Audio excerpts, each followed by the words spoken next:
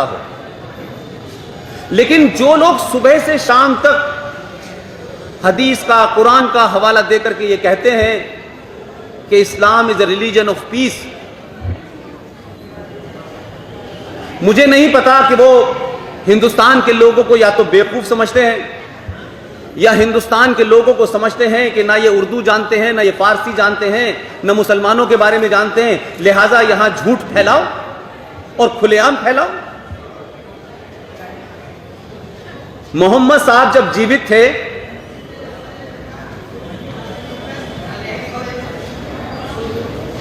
तो उनकी शादियों के बारे में कई चर्चा होती है। हमारे यहां देखिए, कुछ चीजों को समझने के लिए आप एकेडमिक समझें उसको सांप्रदायिकता या हिंदू मुस्लिम में भी ना समझें।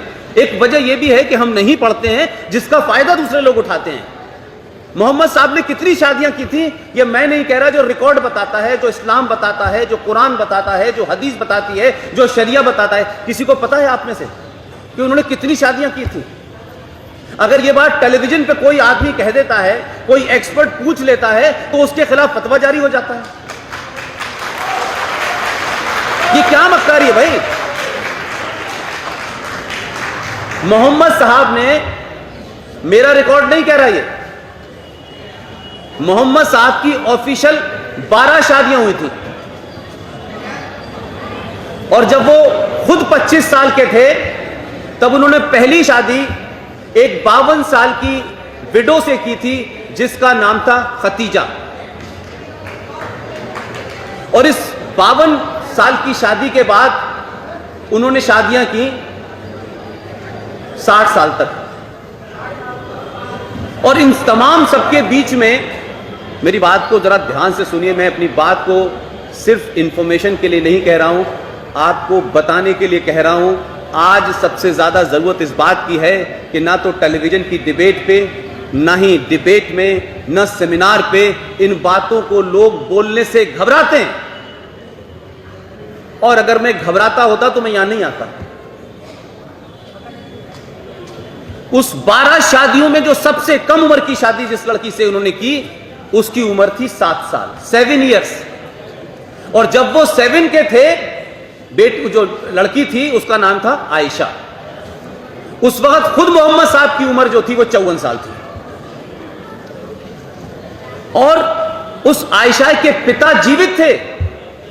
तो जब आप डिबेट करते हैं तो तर्क यह दिया जाता है कि ये जो ज्यादा शादी करने का जो कंसेप्ट था वो इसलिए था कि उस जमाने बड़ी जंगें हो रही थी, बड़ी लड़ाइयां हो रही थी, तो जवान जवान लड़कियां जो हैं वो विधवा हो जाती थी, उससे उनकी जिंदगी खराब होती थी, उनकी इज्जत पे मामला होता था, सोसाइटी में कहीं हालात खराब ना हो जाए, इसलिए उनको प्रोटेक्शन देने के लिए शादी की जाती थी ताकि उनका प्रोटेक्शन हो जाए, सोसाइटी में प्रोटेक्शन हो जाए, इकोनॉमिक प्रोटेक्शन हो जाए। तो ये तर्क भी मुझे समझ में आता था कुछ हद तक। लेकिन मेरी रिसर्च ये कहती है कि जिस 7 साल की लड़की का बाप जीवित था उसे मोहम्मद साहब की बीवी बना के कौन सा प्रोटेक्शन दिया जा रहा था?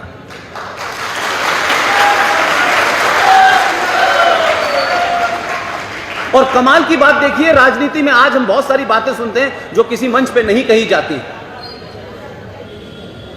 जो बिटवीन द लाइन्स आप भी समझ सकते हैं।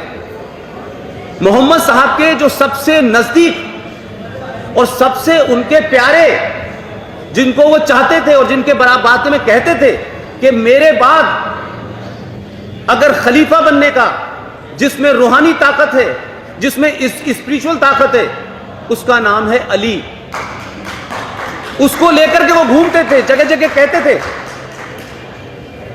लेकिन कमाल देखिए, आज की राजनीति के परिप्रेक्ष्य में जब मैं जो घटना बता रहा हूं आपको 632 से पहले की, तो आपको लगेगा कुछ बदला नहीं है। जिस दिन उनका स्वर्गवास हुआ या वो जन्नत नशीन हुए, उस दिन उनकी डेड बॉडी जब गई तो आप यकीन कीजिए, उस वक्त सोचिए और आज जरा ध्यान दीजिए कि मक्का जैसे रेगिस्तान में जून में उनकी डेथ हुई, 18 घंटे तक डेड बॉडी इसलिए रखी रही कि जो लोग उनको 7-8 लोग कंधा लेकर लेने गए थे, उसमें इस बात के लिए झगड़ा था कि अब खलीफा कौन बनेगा। और खलीफा के लिए झगड़ा हुआ। तो सवाल यह हुआ कि तुम बनो तुम बनो तुम बनो, तो इस घंटे में 16-17 घंटे उनकी बॉडी उस गर्मी में डिके होने लगी। और यह हुआ कि अगर हम 7-8 लोगों ने मिलकर यह तय नहीं किया तो जब खबर जाएगी तो मुश्किल हो जाएगी। तो आप समझिए किसको कौन इस्लाम में पहला कौन खलीफा बना, आप जानते हैं नाम उनका? हाँ या ना में बताइए, नहीं जानते। जो आयशा के अब्बा थे अबू बकर, जो आयशा के अब्बा थे, जो मोहम्मद साहब के ससुर थे, उनको पहला खलीफा बनाया गया। अब अगर मैं इसको यह कहूं जो बहुत डेरोगेटरी हो सकता है, कुछ लोग उसको समझे, क्या खलीफा बनने के लिए शादी की थी अपनी लड़की की?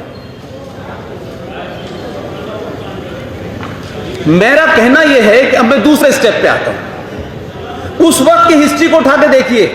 जो लोग आज बगदादी को लेकर के परेशान हैं, जो लोग आईएस को लेकर परेशान हैं, जो जैशे मोहम्मद को लेकर परेशान हैं, जो लश्कर तोयबा को लेकर परेशान हैं, जो इंडियन मुजाहिदीन को लेकर परेशान हैं, जो दुख्तराने मिल्लत नाम की ऑर्गेनाइजेशन से परेशान हैं, वो सोचते हैं ये कैसे हो गया।